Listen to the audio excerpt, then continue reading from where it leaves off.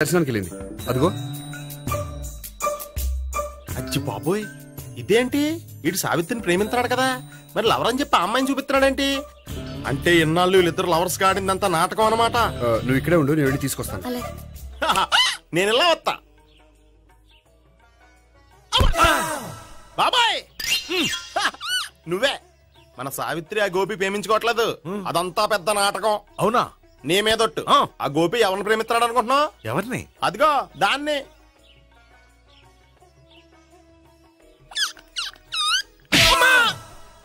ఎందుకు కొట్టావు? ఆ అమ్మాయి గోపికి ప్రియురాలు కాదురా, చెల్లెలో.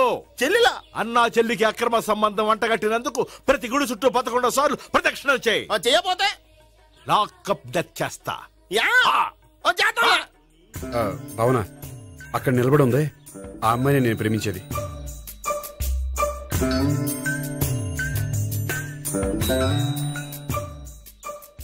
రా భావన, సావిత్రిని పరిచయం చేస్తాను. వద్దులే. అదే నాకు కావాలి.